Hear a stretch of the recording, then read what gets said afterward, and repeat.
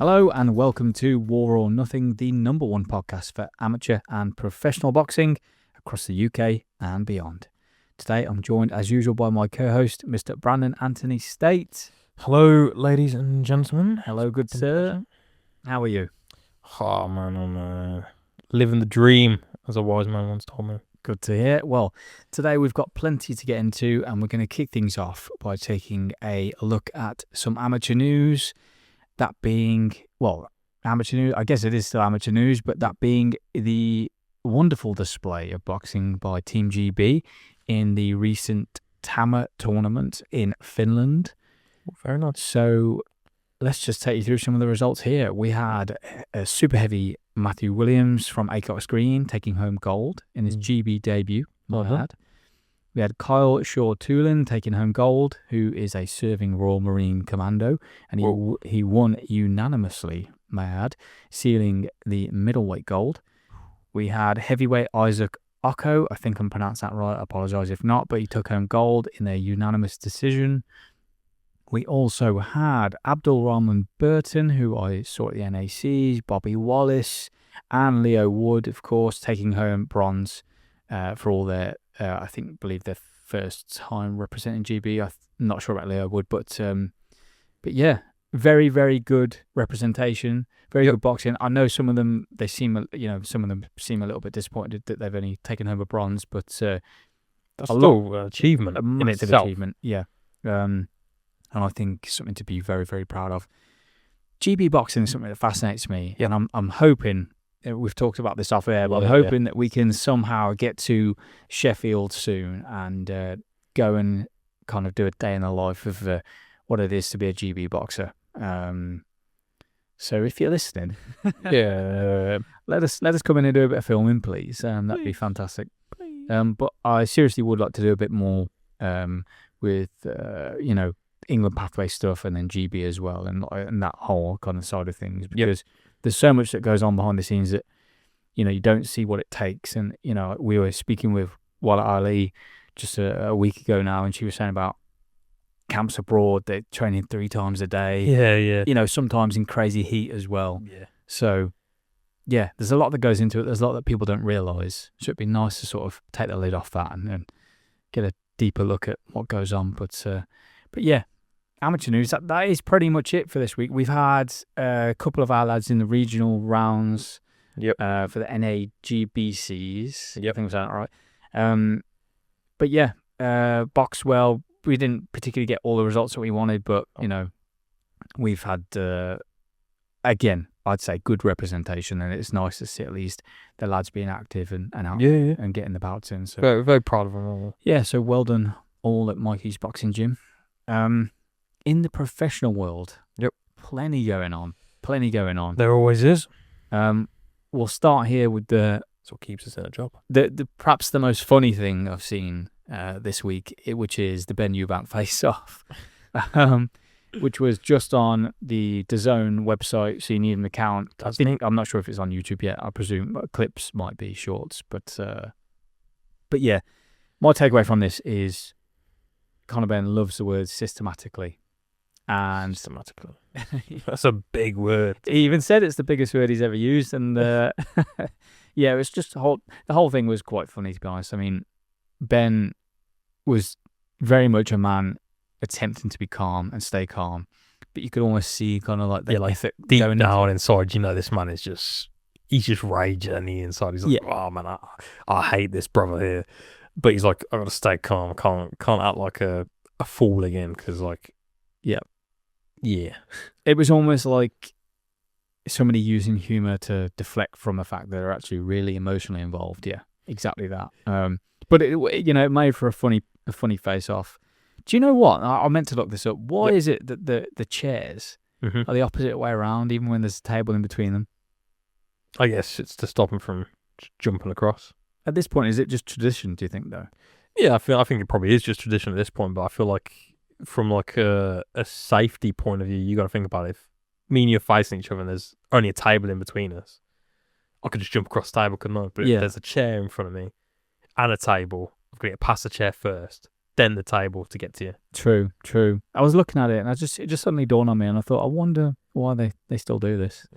You wouldn't know if you're a proper hard, because Yeah, I know. Well, yeah, I should know that really, but yeah, the face-off was funny. I mean, like, yeah, it was just like typical Eubank, smirking through everything that he said, quietly confident, very relaxed, very like, as he is. Yeah.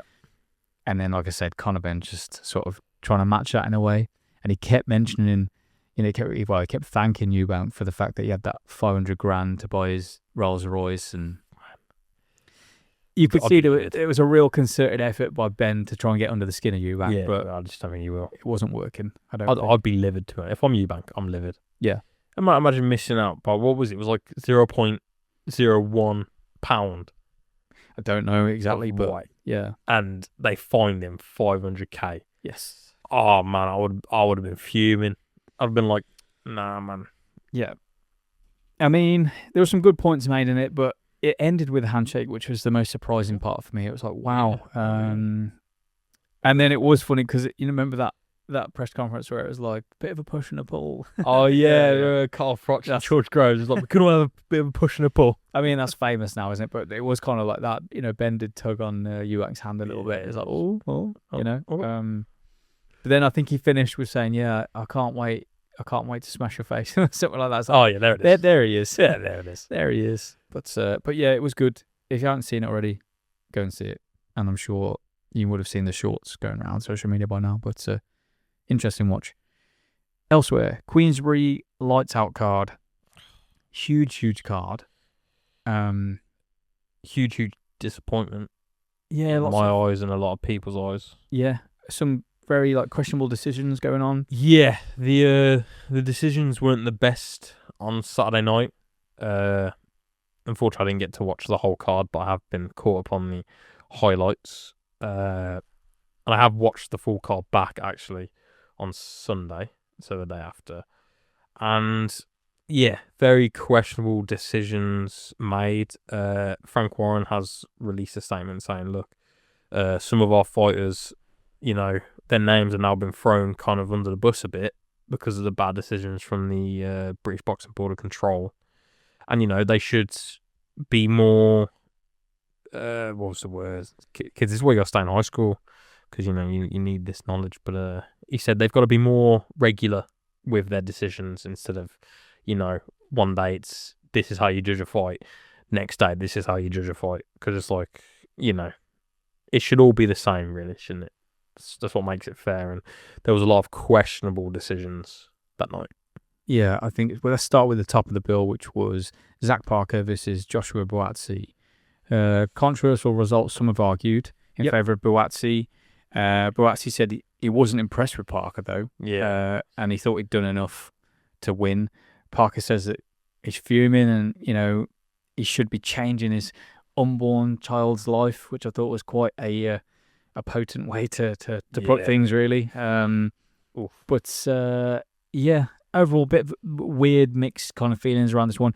I think everybody at ringside had Parker winning. Yeah. So, yeah, the commentary team definitely had Parker winning. I think a lot of people did. When I got home and watched it, I think I caught the last maybe 7 rounds. So I only missed the first 3.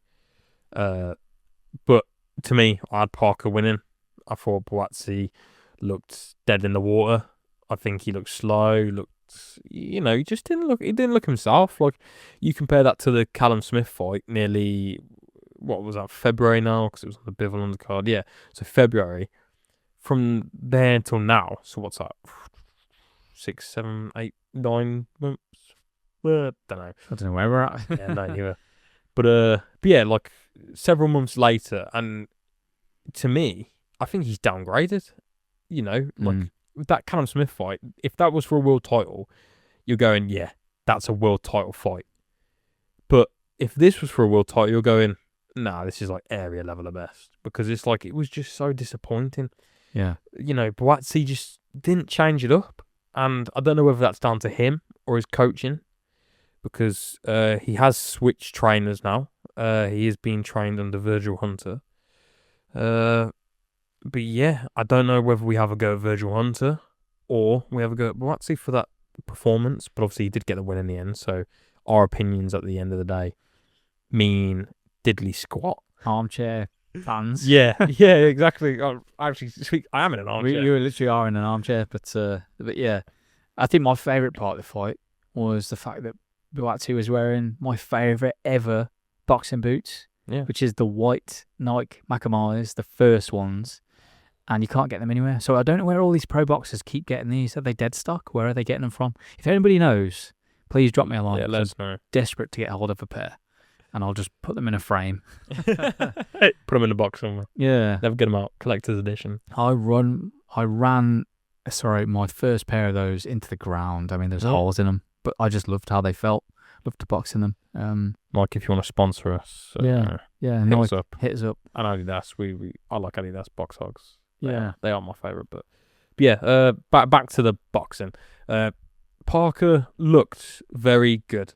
He was keeping his distance really well. The jab was working. His combination was working. His shot selection was brilliant. And I think I'm the same as like everyone ringside and on the commentary when I think, Darren Barker. Parker did enough to secure the win. Yes, it was a bit boring at times, the running, the dropping down to the floor.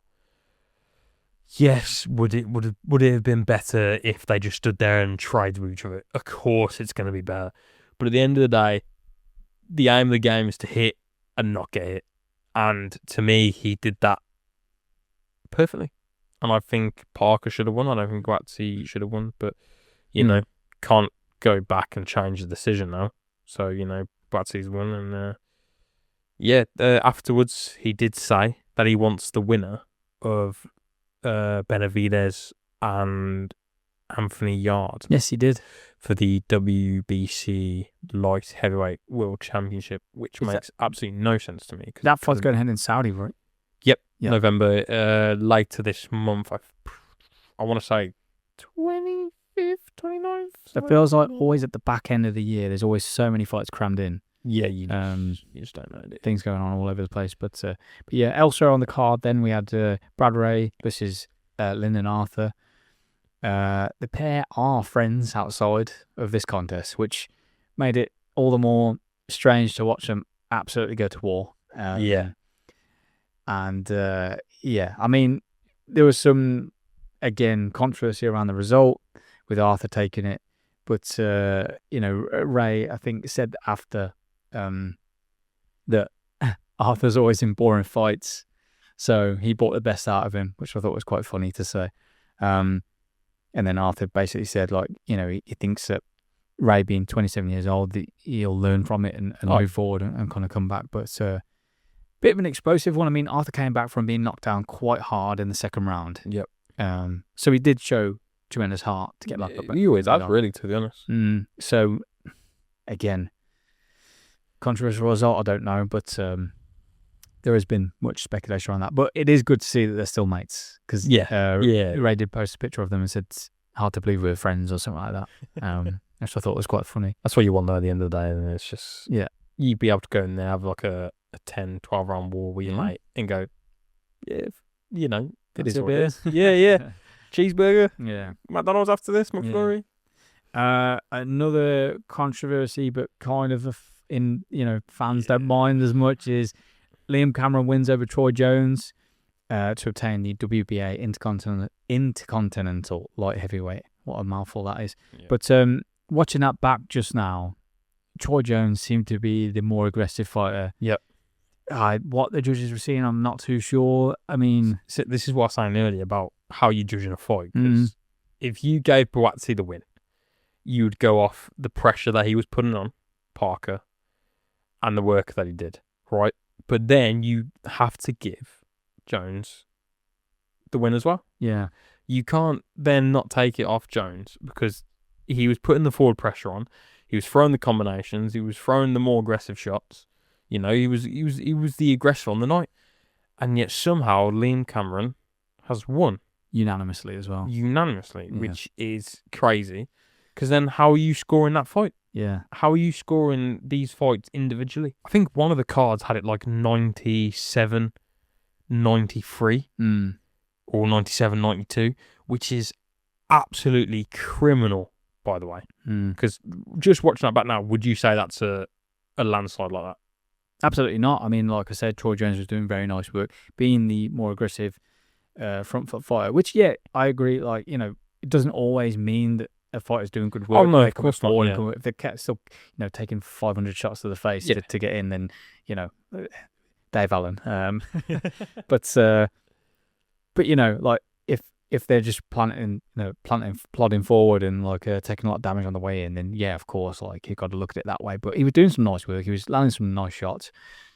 I thought boxing quite clever at times, but yeah, if you do want it to go in favour of anybody on a kind of iffy decision, Liam Cameron's the man, isn't he? You know, and I'm very happy for him, as is the rest of the boxing world. He has come through a lot to get where he is, and you know, it was quite funny actually. After on his Instagram, he posted a picture of him. I think it was like with a gigantic like burrito or kebab or something, and I was like, "That's class." Yeah, that was pretty good. You know, and then he said that he posted another one where it was at 2 a.m. and he was like, "Right, I'm gonna go take a bath, at 2 a.m." And it was like, "Oh, brilliant." And I think that is his appeal, right? He's like every man. It's like Alan, isn't it? Yeah, it's just the guy next door, and he's a guy from you find at the gym. Yeah. You know, like if we went to the gym right now, we'd probably find someone exactly like Liam Cameron there. Oh yeah. And so it's like, you know, everyone can reconcile. Is that the right word? Kind of like recognise himself in him. Yeah. Yeah. Staying school. Stacked undercard on this one. Some familiar faces for myself. Luke Pryor originally from Marybone. I think, well, is he still training? Derry Matthews, anyway, as his trainer. But I saw Luke at the NACs, and I was texting with somebody from England Boxing, a good friend from there, Chris, and we were saying about, you know, it was mad that only a few months ago we were watching Luke Pryor basically knock everybody out through the NACs, and then now he's making his professional debut on a Queensbury undercard, which is amazing, under the management of Sam Jones. But I mean, I've been excited for that one ever since I saw the announcement go out, like the brilliant video. And yeah, I think given the right kind of path, he'll do a lot in the pro ranks. But yeah, one thing I'll say about Luke is very powerful. And when I saw the name of the show, the whole event, which is Lights Out, I actually thought that was his boxing name, Lights Out Luke Pryor, and I thought that's perfect because he knocks everybody out. That's pretty good. So if they start calling him that now, I'm going to take full credit. Yeah, you've got to ask for a percentage. It's 100% my... Where's my share? Where's my cut? But yeah, it was great to see him do the business over 4 rounds. I think he won all 4 rounds. Yeah, he did. He won all 4 rounds. Elsewhere on the card as well, we had John Tom Very making his debut. Now, one of our boxers, Trey, has sparred with John Tom. Yeah. Because he boxes with Shiny in Warsaw, which Aaron Bowen also boxes with Shiny as well. Okay. A lot of good boxers there. But yeah, he won his debut as well. We had Brad Casey winning his 2nd professional outing, which is mad to me because just a few months ago, I think in April, I saw him in the, I think it was either the quarterfinals or it was the semi-finals. It wasn't. It was the quarterfinals. Sorry, I saw him in the quarterfinals of the NACs. Yep. And there was a real bad, like, controversial sort of stoppage. Okay. There was a cut to his opponent, and then, or to him, was it? There was a cut involved anyway. No, that was it. There was a cut to his opponent, which they deemed as like the bout can no longer go on. It's called off. It was cards. His opponent won, but his opponent was cut, so he couldn't box. They're both out the tournament. I'll never forget. I saw Brad coming out the ring, and he said, "I'm done with amateur boxing. This is it. I'm going pro." And I thought, wow, like, you know, that really sort of sent him on the warpath. Really. Yeah. It's kind of that Mayweather like experience anyway. Like he kind of got robbed at the Olympics. He's like, "No, I ain't doing this." Yeah, screw this. Yeah. Mick Conlon as well. Yeah. Plenty of boxers just sort of have a, you know, don't get the checkered past with amateur. The rub of the green, as they say in the, yeah. But he won his 2nd professional outing by stoppage. I think Sonny Edwards has something to do with him. I don't know if he just advises him or maybe like a manager or something. But that was good to see. Chisora turned up looking like the Undertaker. Yep. Which was fascinating to me. Long black leather coat and hat. Very, very unusual man. He's like, is it his nephew who boxed on the show? Was it? He made him take off his shirt after just to get a picture. It's like his nephew put his like a shirt on after he won. Yeah. Was getting ready to leave, and then he's like, Derek's like, no, come here, boy. You know, we need to take a photo together. Take your shirt off. So like, he had to retake his shirt off, take the photo, then put it back on. Great. It's just the most Derek Chisora thing ever, to be honest. Just brilliant, man. Elsewhere, we had matchroom fighter Pat Brown making his US debut in Florida. Oh, very nice. With a win inside 2 minutes of the second round. Now, we've just watched this one again. We have rewatched it back. I've watched it a number of times now. Goes 5-0, destroying Felix Valera. Then there were some good guys. He was very he's no rollover at all. But Brown sent him to the canvas twice in the second round. Yeah. Now, for me, there was a combination of body shots plus a straight right down the middle, which kind of opened things up. But inevitably, it was Brown's left hook that did all the damage. Yep. Valera sort of came back from that first knockdown, looking like he was going for broke. He thought it was kind of as if he hit the canvas and thought, right, I've got to go. Yeah, his time was limited at that point. He was like, I've got like 20 seconds. I'm not going to last the full bout. So he kind of went for broke and paid the price through a kind of, not sloppy, but like trading shots, really, weren't it? Yeah, nothing on an overhand right, and then like he tried to throw in his own left hook, but there was nothing on it, and Brown's was just devastating. Knocked him pretty much flat out. And that was that. Nice, did it? But Brown's, I will say this. Brown is somebody that I'm not, or haven't been particularly interested in. I saw him when I went to go and see Hamza in box at the BP Pulse in Birmingham. Brown, I think, was having his second professional fight there. Okay.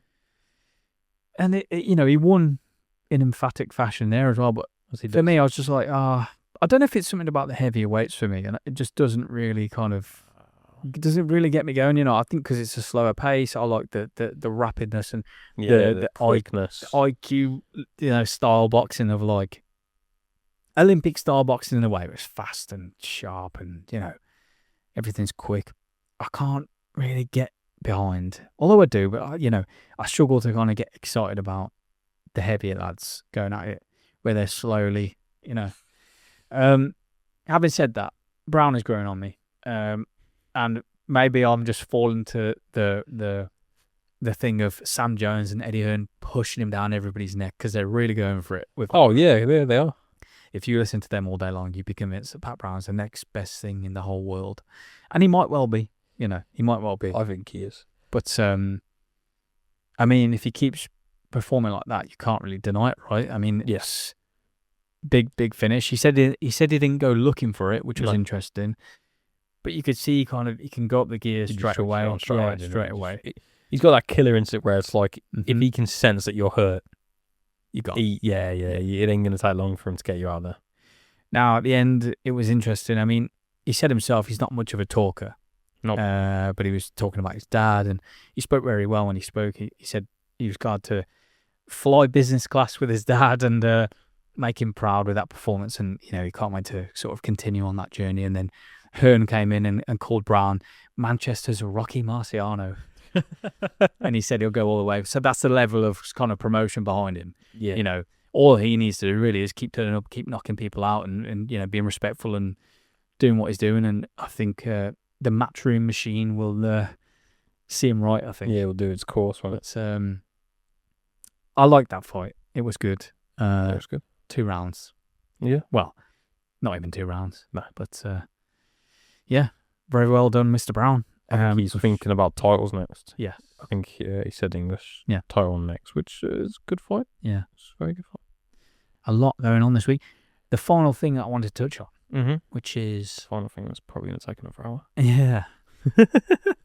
MVP Promotions. Oh, not these clowns again. We're set to face Davis. Yeah. We've talked about this before. Yeah, we did. There's been some jeopardy over this fight with some new accusations from an ex-partner of Davis, I think. Won't get into the nitty-gritty of that because this is a boxing podcast. We're not a law. We're not true crime podcast. However, there's been talks of Paul potentially facing Garcia, and you tell me potentially facing Joshua. Yeah, I've heard talks that it's like Joshua, Garcia, and then there was like 2 other names that could potentially be the replacement for Tank Davis in Miami. And the reason it's in Miami is because they can get away with anything. Is that all right? Yeah. Yeah. I'm not even joking. Like, I think they tried to have it in LA, Yeah. but the board just went, no. No. But obviously Miami, it's all about their ching ching, baby. And obviously they've got plenty folds of that. So obviously they just kind of look the other way. So I wouldn't be surprised if it is Joshua. I think I've heard talks of Eddie Hearn has said that Joshua will be out again before the end of the year. And I think maybe this could be a blessing in disguise, you know, realistically for Joshua going there. Because realistically, Joshua's going to flatline Jake Paul. Let's be real. He will. He'll do what he did against Ngannou, won't he? He'll just chin him in the first, 3 rounds and that'll be it. And we'll all go, yeah, it's exactly what we expected. Yeah.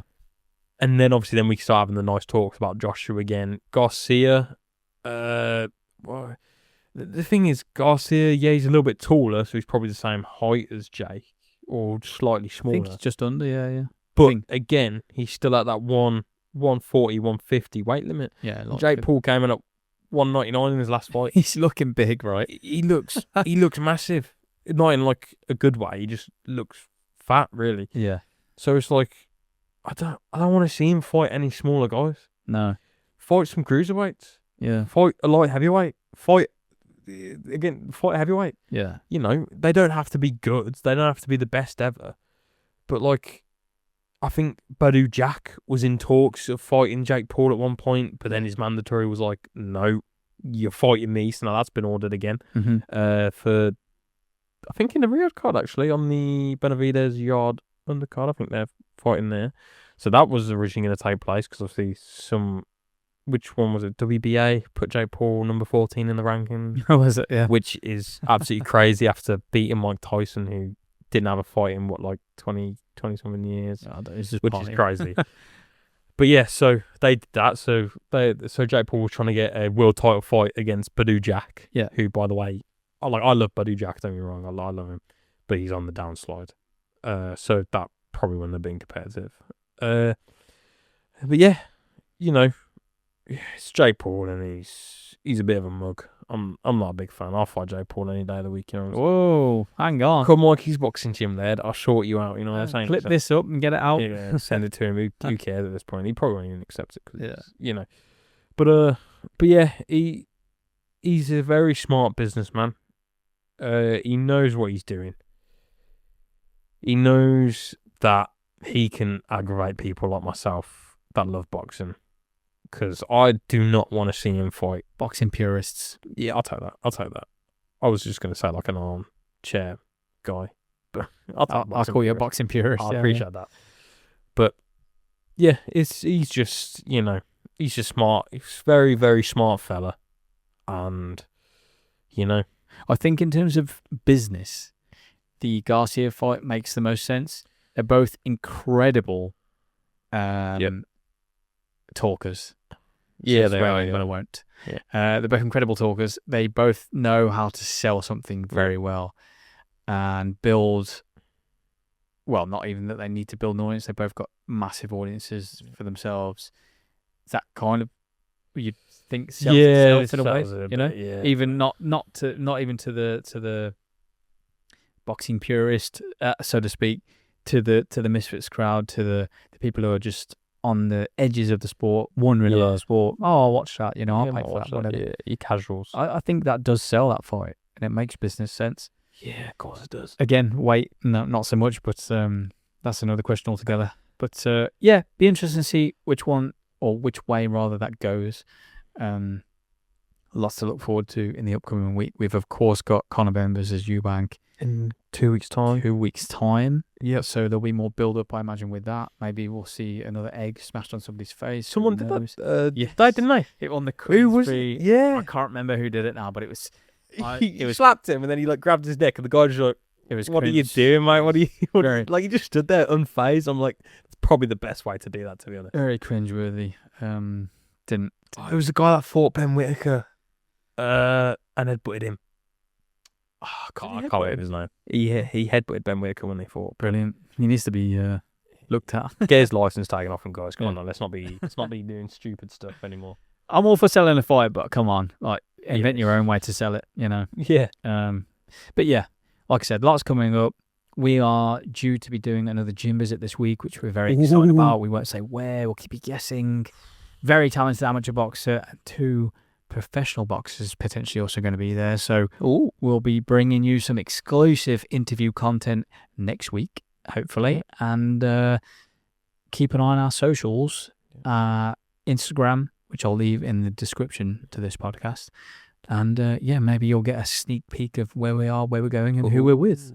Yeah. So, Make sure to check out our socials. Yes. Brandon Anthony State on Instagram.